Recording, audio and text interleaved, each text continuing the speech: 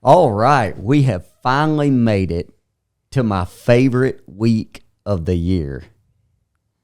And it's not Turkey Week. Gobble, gobble. It's not Turkey Day, but it's Thanksgiving. This is my absolute favorite time of the year. And I can't really explain all of it, why it is, especially during election years, right? Because we campaign, had a primary this year, so we campaigned up to May, and the campaign kept going, and then campaigned up to the beginning of November, and had a lot going on, had committee meetings, all types of things going on, but finally made it to Thanksgiving week. And I guess what I like about it is the fact that it's not really about gifts or giving, and I love Christmas, don't get me wrong, I love Christmas. But it really just seems to revolve around God and family. And that is why I think that I enjoy it so much. And I was hoping to do a little deer hunting this week, but I was afraid I might get a deer with CWD, and you never know, so I might have to get it tested. So and then if you shoot the deer with CWD, you get CWD automatically, right? I think that's the way it works. Yeah. Got it. Especially if there's like funding and tied. And then it's just zombie testing. Outbreak. Zombie everywhere, Okay. Zombie deer, right? No, we had a lot of fun with the CWD podcast that we did, but I really do love Thanksgiving, and that's what we're going to discuss tonight. It's several things around the aspect of Thanksgiving, but this is a great week for people to really just slow your life down and spend some time around family and the things that really matter, to be thankful. That's really what it's about.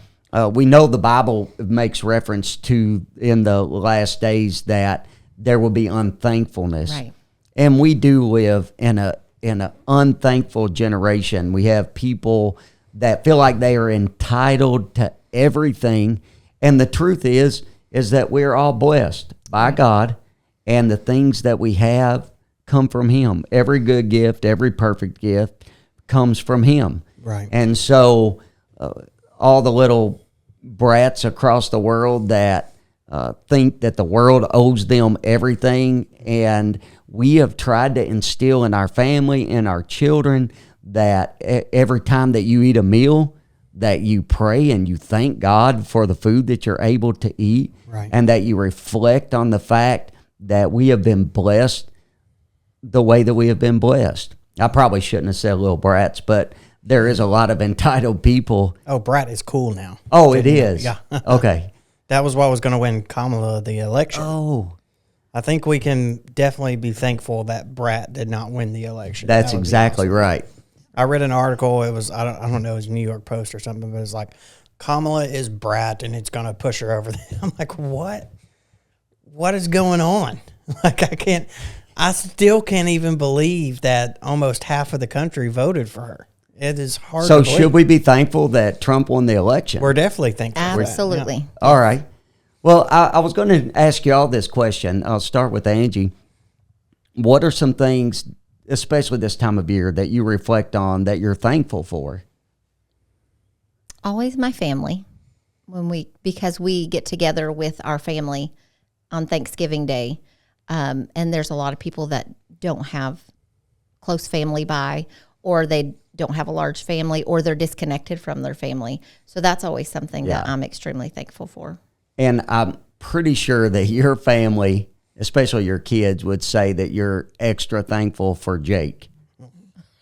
Jake is not my favorite. I don't have a favorite. We'll ask Jesse about that, because I'm pretty sure that he would say that Jake was your favorite. Do you think that people really have a favorite kid as a parent? Because you're a dad. No, I mean, I can understand maybe them a little bit better, but no, I mean, you love them all the same. Well, you love them. You like some of them better at different times than others, but that doesn't mean your love for them is different. And so we've had this standing argument where it's either Jake or Justin that they think is my favorite. Well, it's because she talks to Justin probably more than any of the other kids. Right. Yeah. But her and Jake, and I've told the story on the podcast about how that when he was born, he had holes in his lungs, and they told us that he wasn't going to make it through the night. And 12 days later or so, we brought him home from the hospital on Christmas Day. And he was sick off and on for several months, had a lot of respiratory issues because of the problem that he was born with. And so she had a really close connection with him. And so the other kids kind of remind her of it nonstop. That he was my miracle baby. But we do. Family is something that we're extremely blessed with. And we have 4 grandkids, and we've talked about them a little bit on this podcast. Actually, a lot. Yeah. But family is something that to reflect on and to be thankful for. And it's real easy throughout the year to get busy and to be doing what we do, working every day, and you see each other. But it's really a great time to just reflect on how blessed that we are with family. And I know, Aaron, you have a beautiful family. God has blessed you. So Yep, got 3 girls, 5, 2, and 5 months. That's now, pretty I think. good. Yeah, so pretty good. and each year, every 2 years, then we've had an addition. So Yeah. it's been good. This is our first year with Esther, so we're really thankful for her. I was reading something the other day, and it's talking about kind of interviewing people that will never be grandparents because their kids have decided not to have kids, for whatever reason, they've decided that, climate change or whatever, they don't want to have kids. And it was really sad. I was like, how I think about my parents, and they're like so happy to have grandkids. Yeah.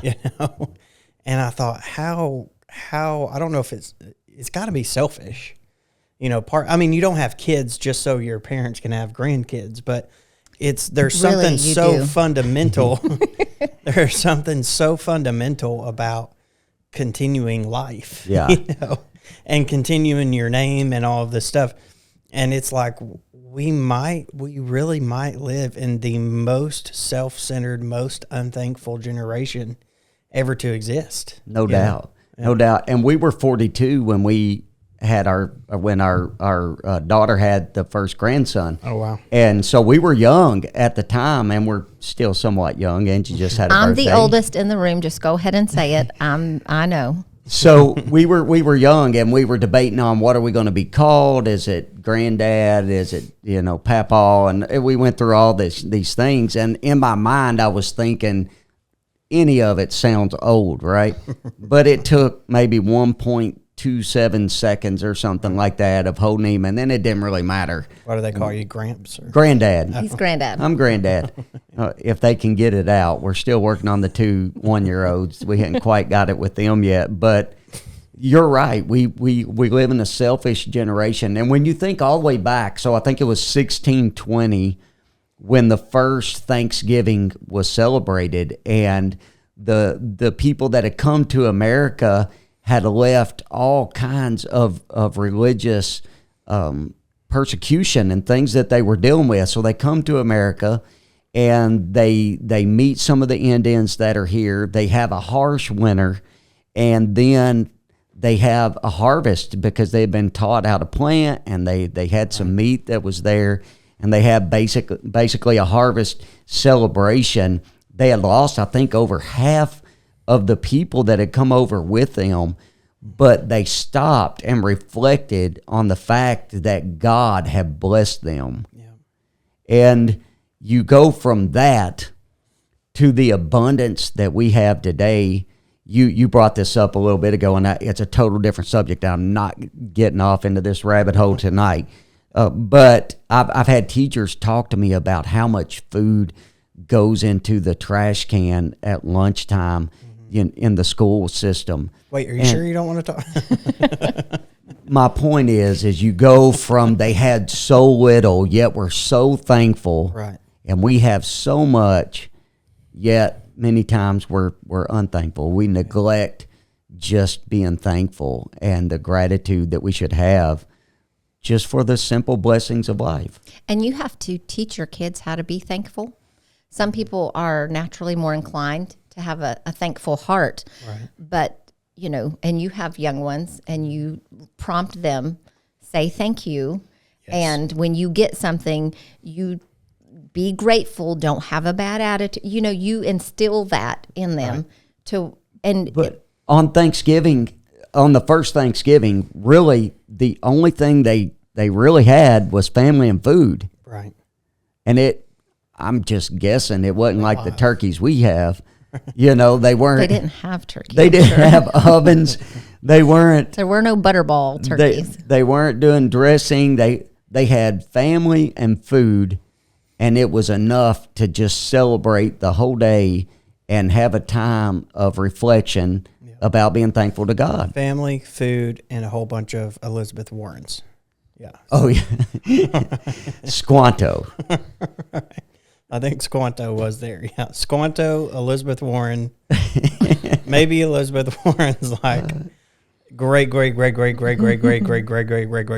I'm going to venture out to guess that there was a greater chance that your great granddad was there than Elizabeth Warren's. That is true. I think it was like northern Indians, though. So, yeah, that's true. No, so it was a time for reflection. And when we look back, the patriotism that seems like it's gotten some life in the last little bit. Right. We've went through a lot of turmoil as a nation through this election cycle, through President Trump elect getting shot. And there's a lot of patriotism that has maybe risen through all that we've been through. But I think it's a time of reflection. We need to think about the liberty that we have, right. Not just family and food, but we have so many things that we could sit here and just be thankful for. Right. We've been blessed. Second Amendment. The Second Amendment, yeah. The First Amendment, yeah, which was what the CWD podcast was about, right? Right. It was about giving people the opportunity to speak.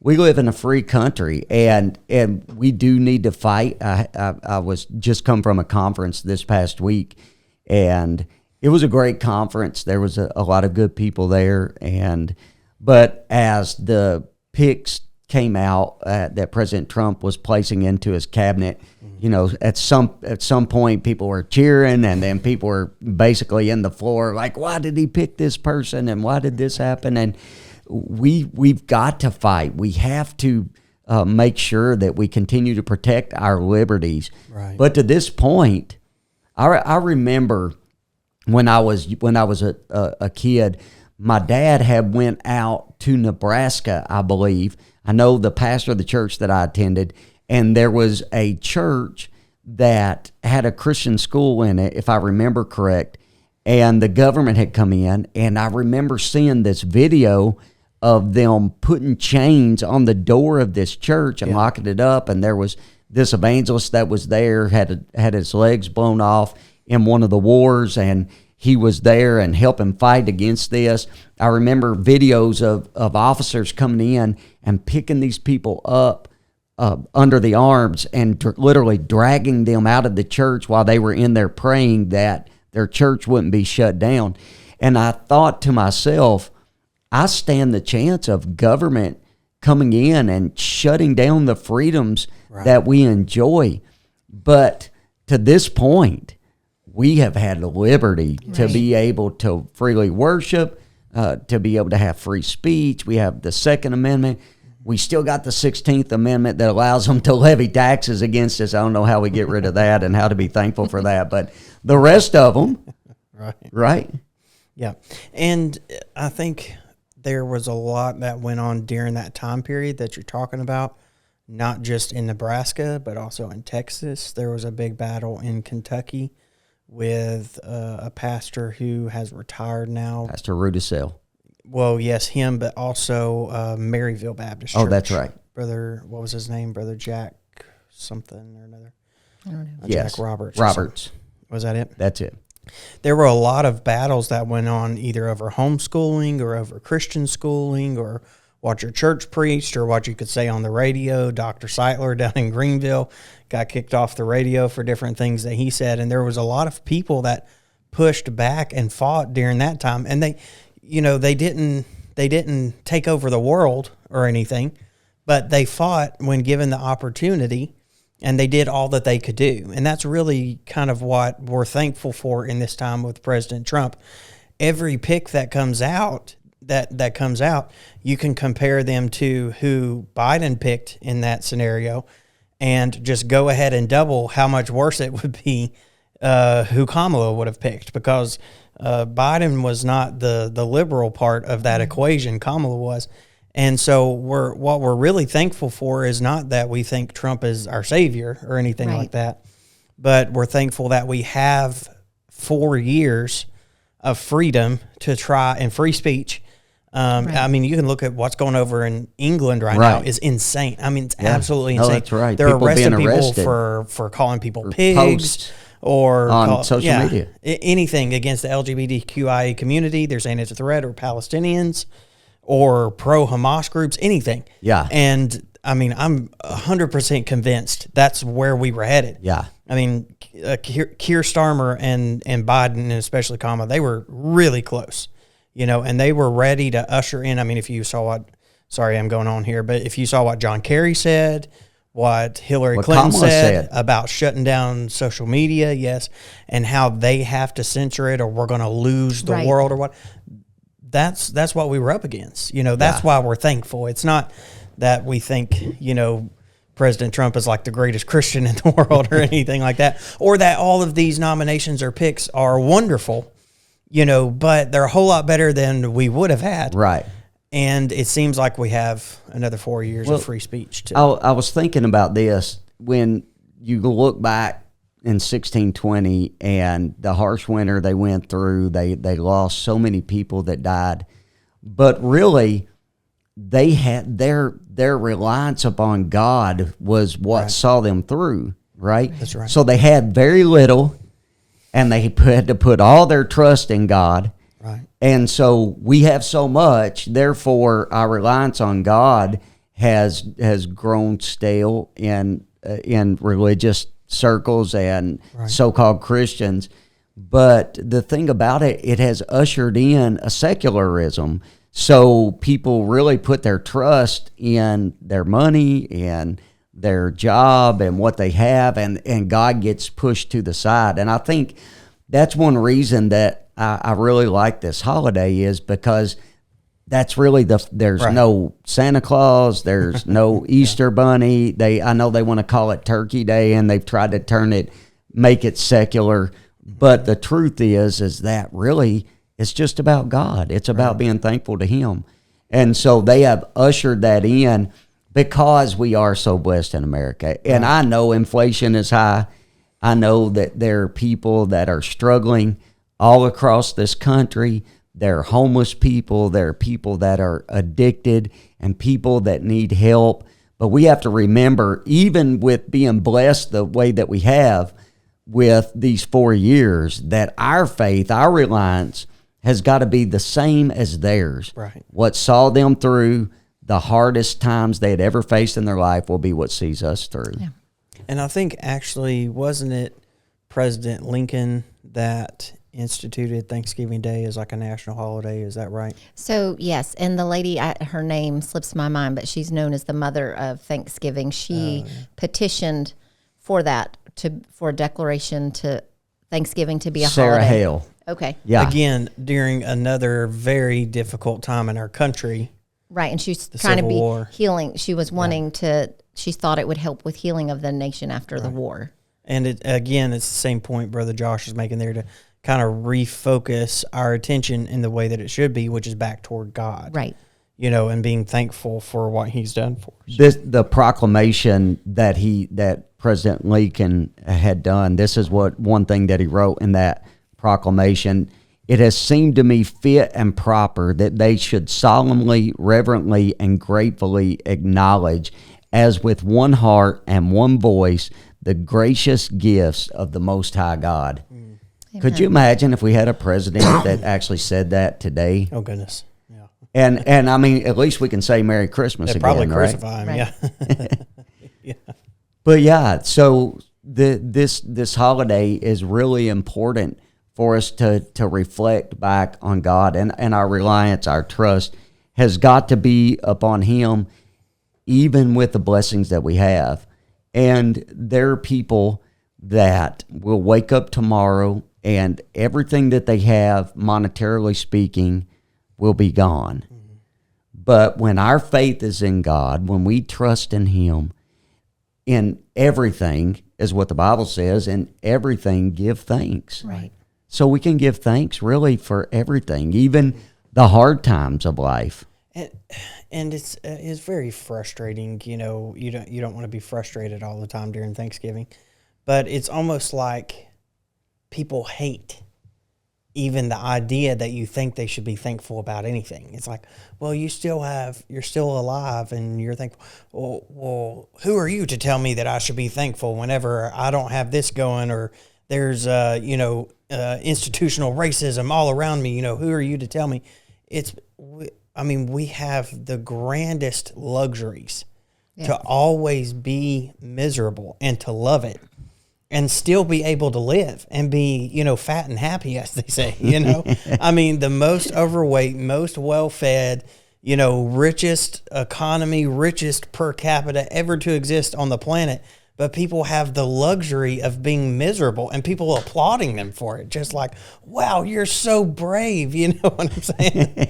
And we've gone so far from where, as you said, our country was founded, and during difficult times, our country has turned back. Yeah.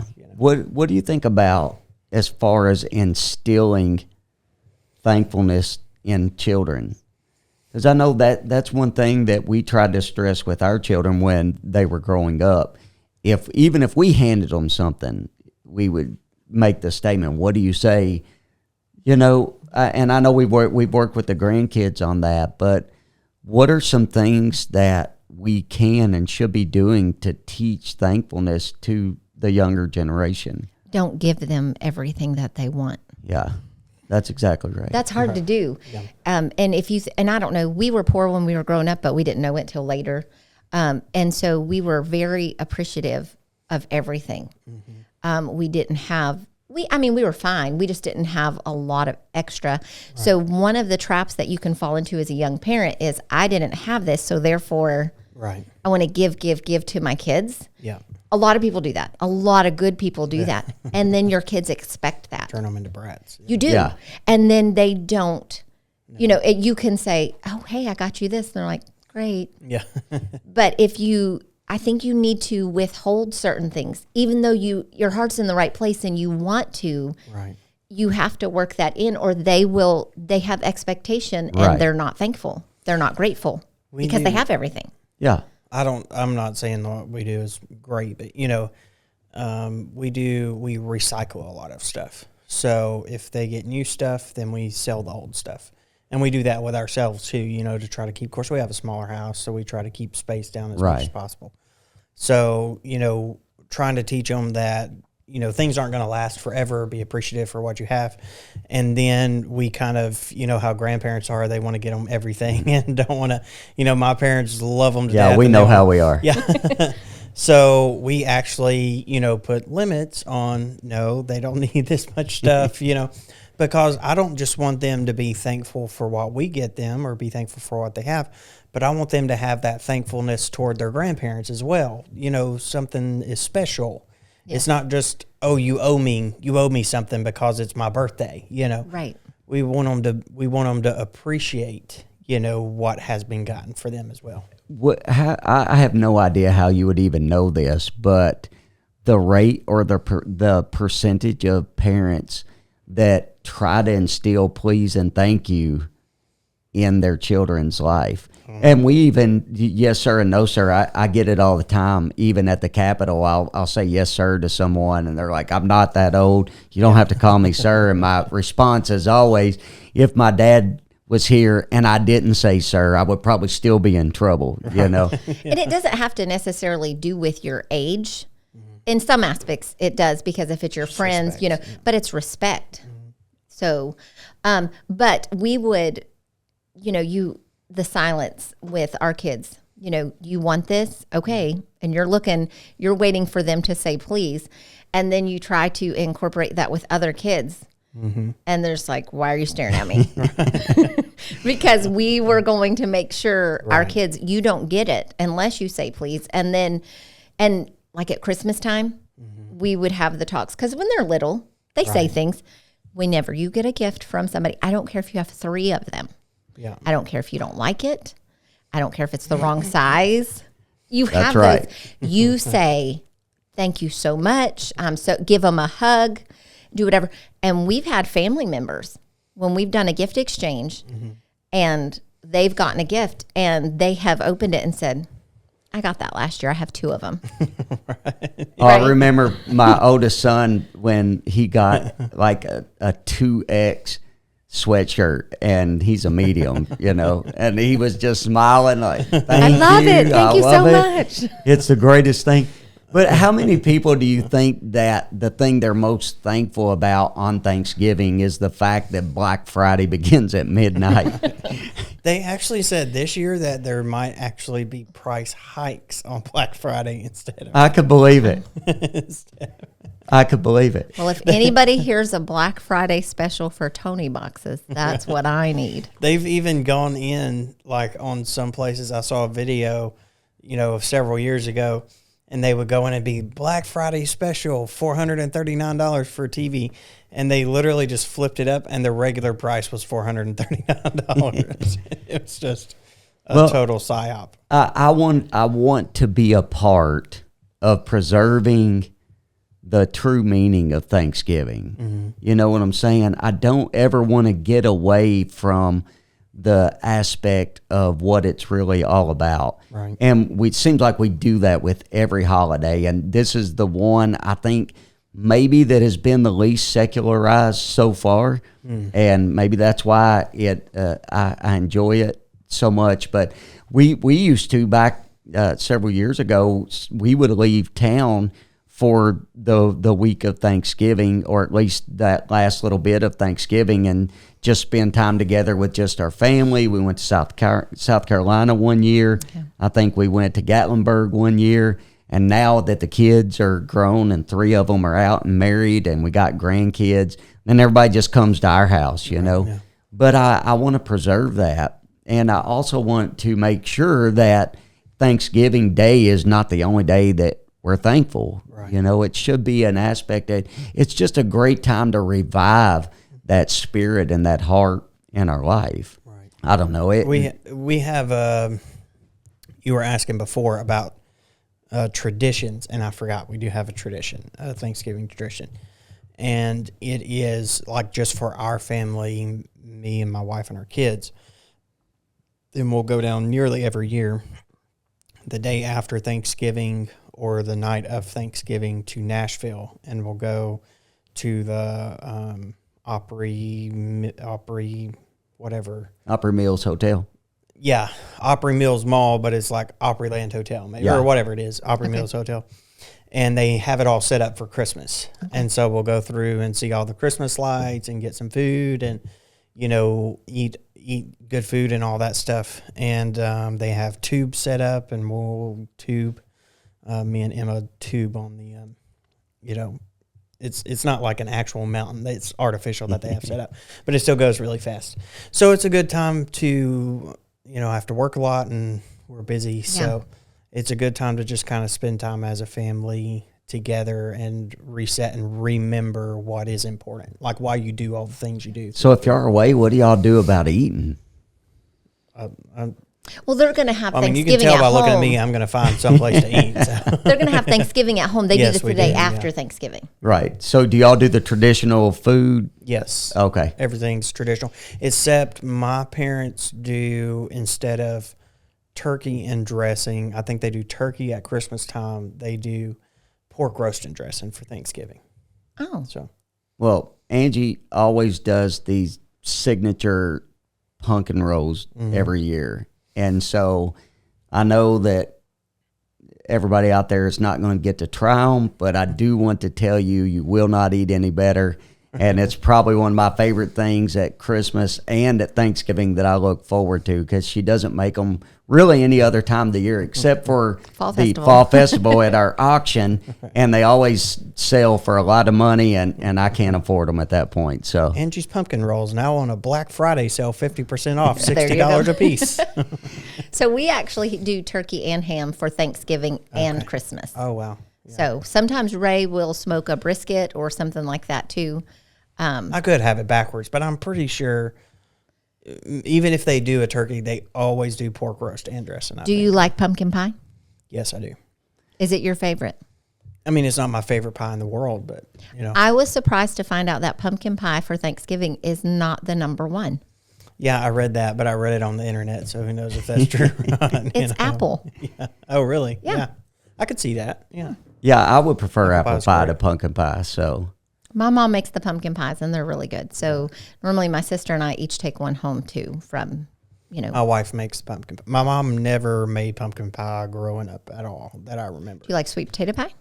It's okay. Yeah, I like pumpkin pie better. well, this I like is- sweet potato This is the thing. casserole better. Yes, we do that, too. I do too. Yeah, Yeah, that's way this is the thing, is that there's a lot of tradition around it. There's a lot of things that revolve around the day.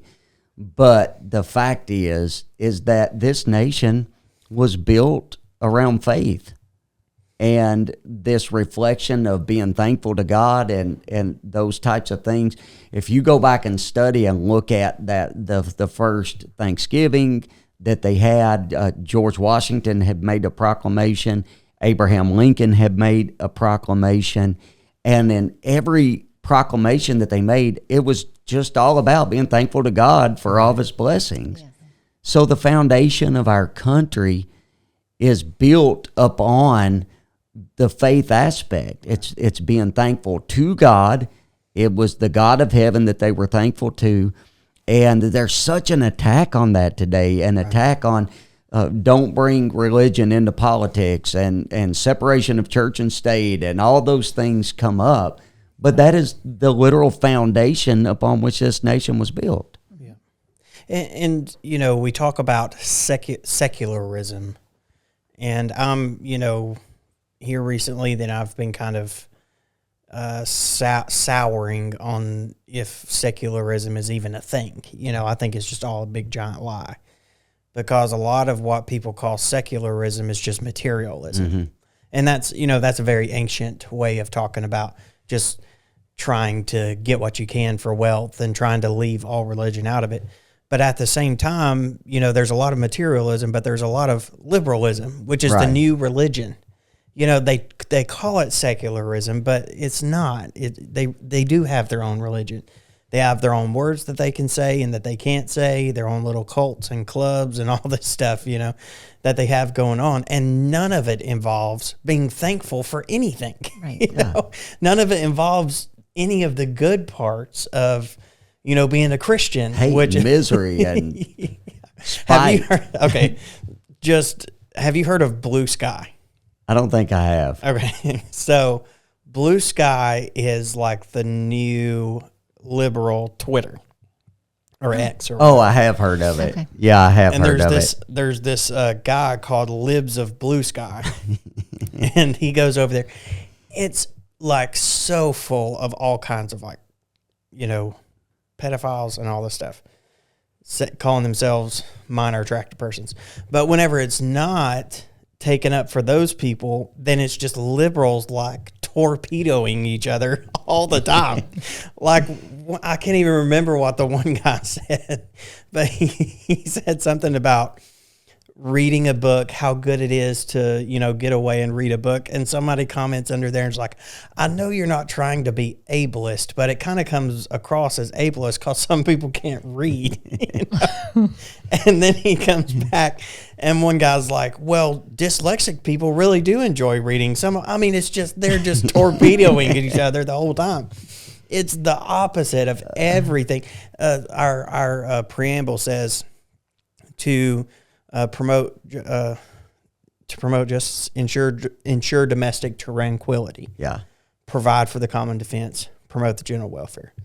And domestic tranquility is something we haven't had in a long time. Right. And it's because in those times in the past of our country that we had turmoil or civil war or something going on, we always went back to God, like Brother Josh was talking about.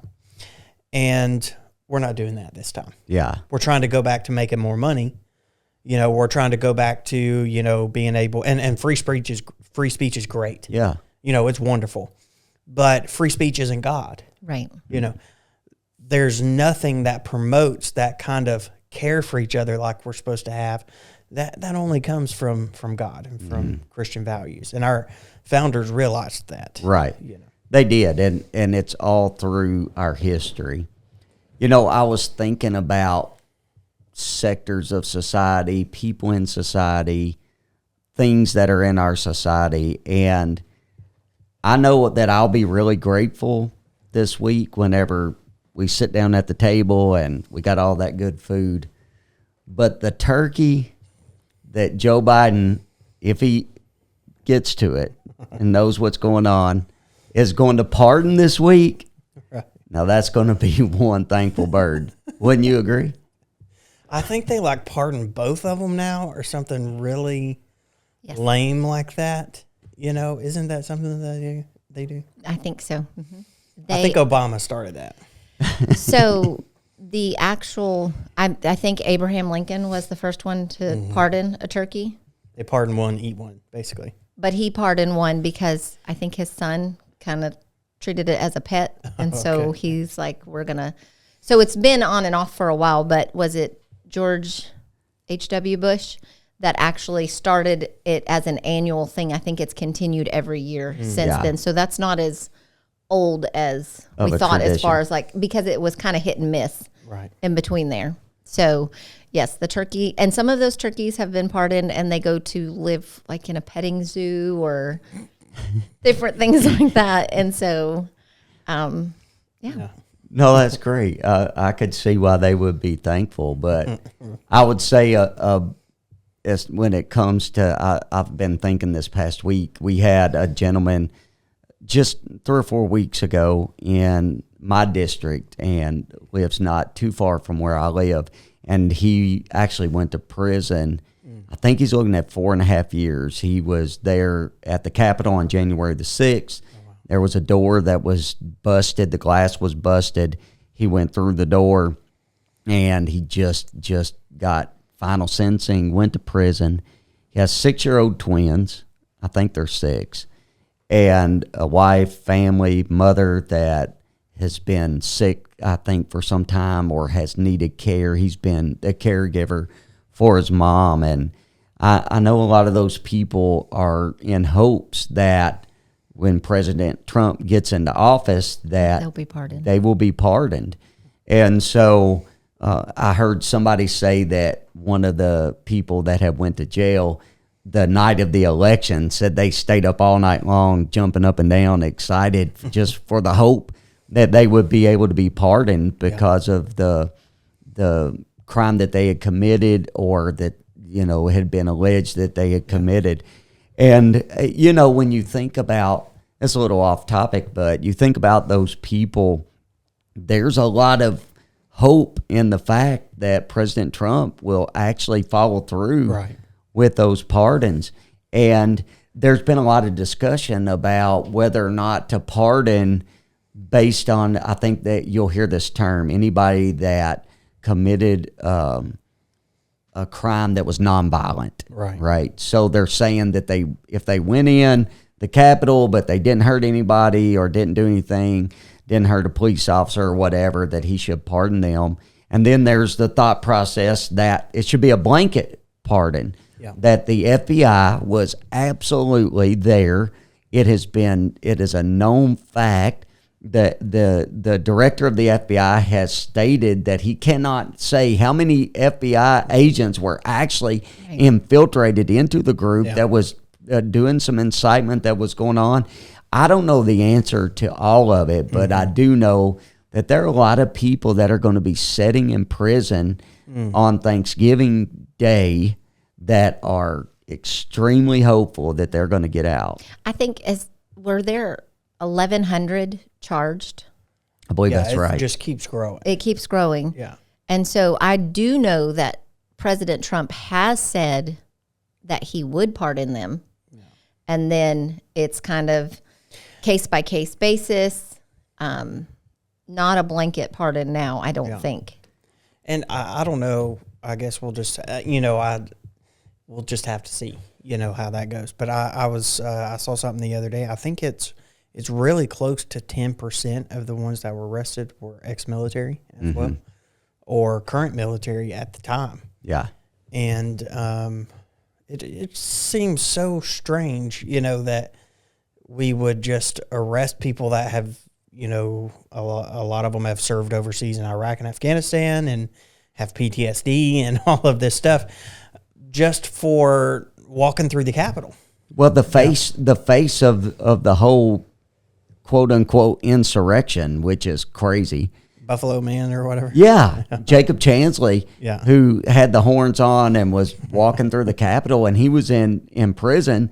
And But then he's out now, right? yeah, Tucker Carlson got a hold of the videos, and when they finally got a hold of the videos, they were able to show that he was literally being escorted through the Capitol, and they had to release him. Yeah. At that point. Yeah, there's so much like weird stuff went on there. The whole thing needs to be laid out for everybody because it's just messed up. No, that's what I believe. They had to tie Trump to it. If they had just said, hey, look, there were a bunch of FBI agents there. These 10 people, they did stuff they shouldn't have. Here's the video evidence. But they hid video evidence on the January 6th committee.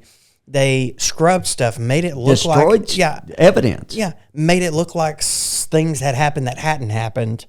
It was all a big. It looks like a whole big government psyop is what it looks like. There was a gentleman that it ain't my fault. You're making it look that way. There was a gentleman that I've talked to that was there beside Ashley Babbitt when she got shot, and from what he has said, actually happened to what the government has said has happened is criminal. Also ex-military. It's absolutely criminal. Also unarmed. Ashley Yes. Babbitt, right? Yes. Yeah. Unarmed, got shot. There was a press there of a lot of men around her, larger men. Mm-hmm. There was an opening through this glass. She's being pushed.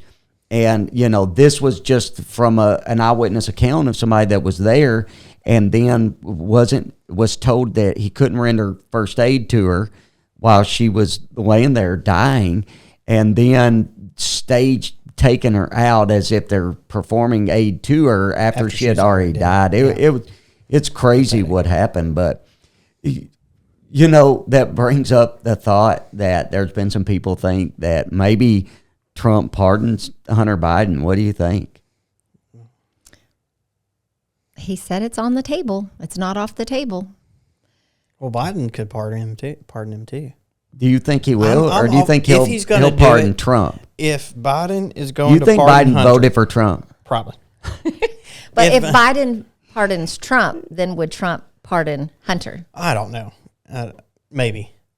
If Biden is going to pardon Hunter, though, I think he needs to get him on a stage in a turkey outfit this week.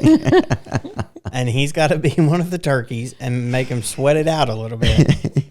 Yeah. And if decide which one and decide which one. Yeah. And really, in the state of mind that President Biden is in, it's kind of a 50-50 chance if he gets pardoned anyway. Once he gets up there, he might forget what he's looking at. So that's what I think. Do you think that Donald Trump might pardon Hunter as a goodwill gesture? He wants to be seen as a unifying person. So, yes, I could see it happen. But at the same time, there's so much that went on there as far as the laptop and the 51 intelligence agents coming out saying that it's Russian disinformation. Right. The whole way that Hunter Biden has stalled them. I mean, all of the tricks they've tried to pull. I'd say Trump is thankful that the lawfare slowed down a little bit on him. Right, yeah. But some Saying of it's Trump is frozen. probably really thankful right now. If you're just freezing lawfare on him, that's pathetic. Yeah. It is. You have a right to be judged by a jury of your peers. Mm-hmm.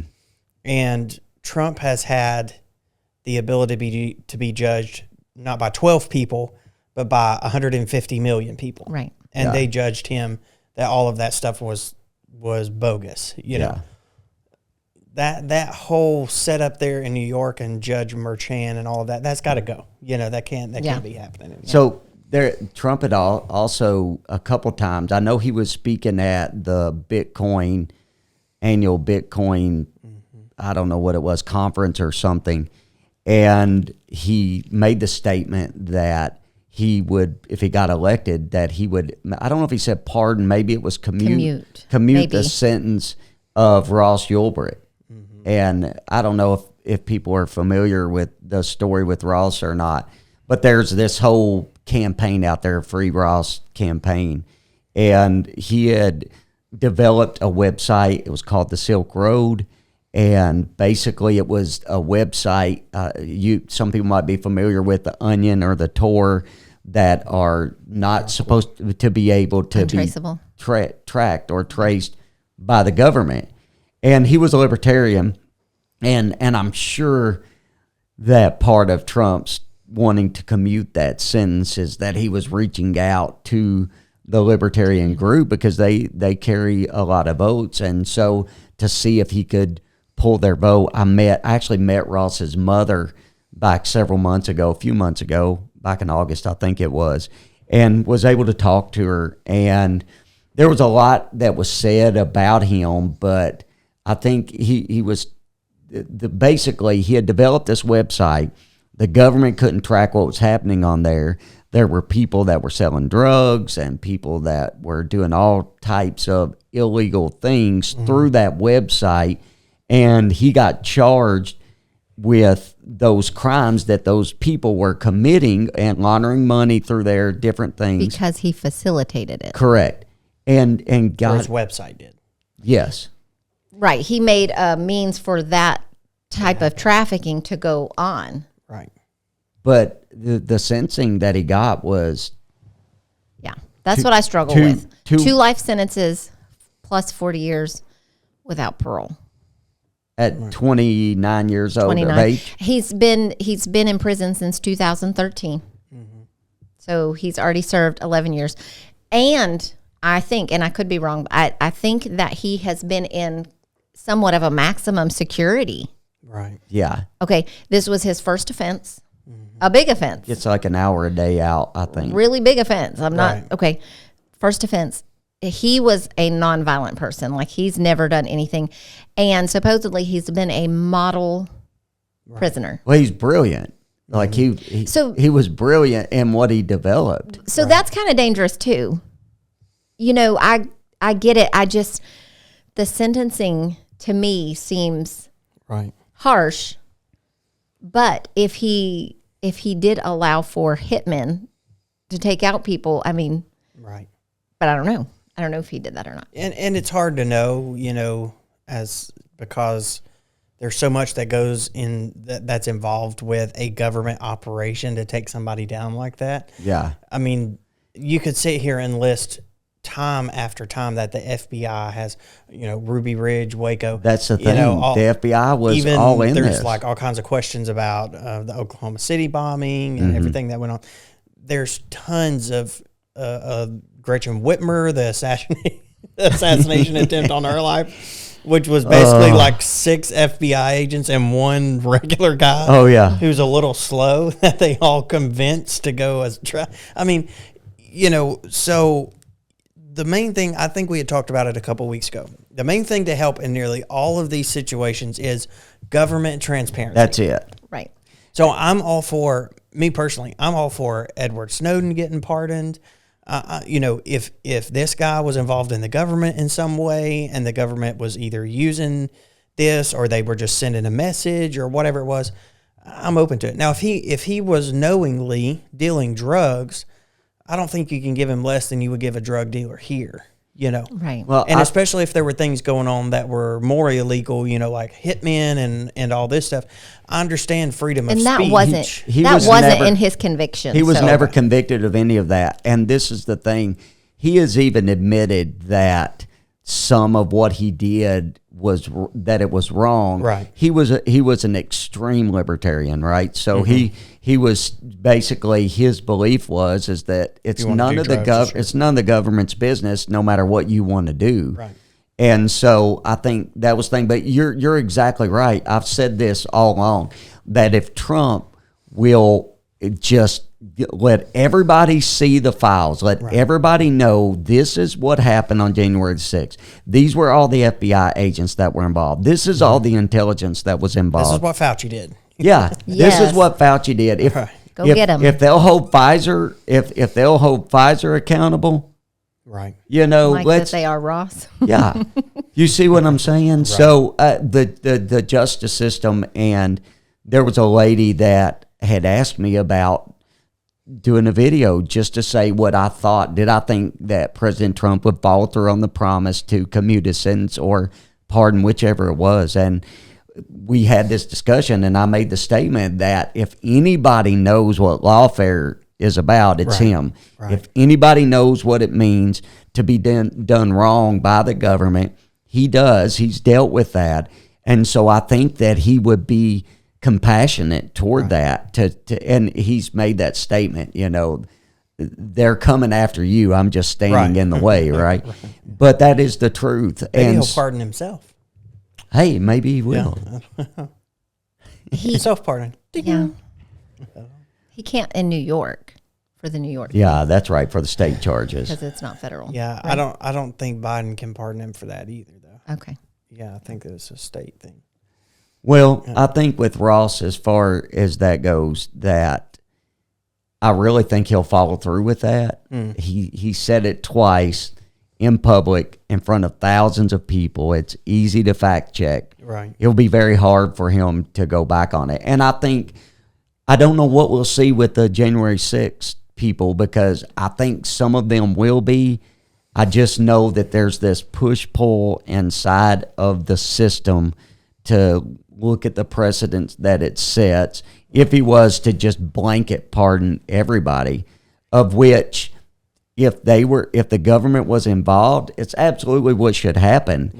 Right. If somebody committed a crime and they were incited by the government, I think we got to look at that, because the government being involved in what was going on and using people to commit crimes, and the fact is that they were after him. They had to tie him to it. Right. All that took place on that day, like you said, it's yet to be seen. We just got to see what's going to happen. Especially if they're not going to say, yep, here's how many FBI agents were involved, and here's what they did. Yeah. You know, how can you know why the people, how can you blame it on Trump? How can you blame it on them? How can you know how do you know that there's not an FBI agent in there saying, okay, let's go.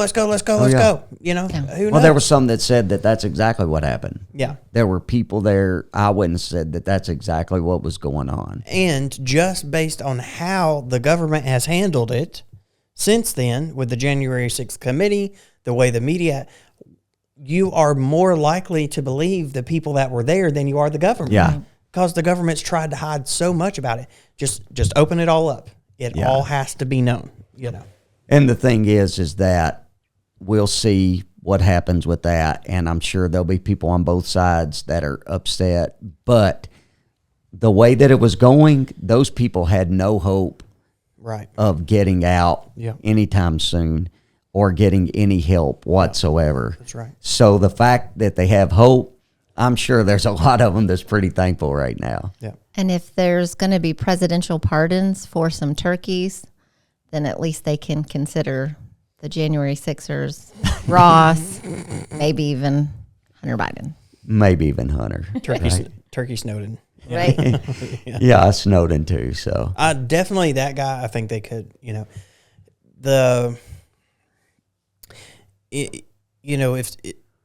it's one thing to sell. There's a lot of people that have sold military secrets to other countries in order to make money or whatever. You know, those people should be put in jail, whatever. This wasn't like him trying to sell military secrets to anybody. I don't know that he made any money off of it at all. He was mainly trying to get the information to the American people. Yeah. Edward Snowden was in general about, of course, I guess we just continued on like, who cares? But about how much the NSA like taps our phones and does all of this stuff, which before he came out with that, we really didn't know about all of that. Yeah. And especially the Obama administration like really went after him.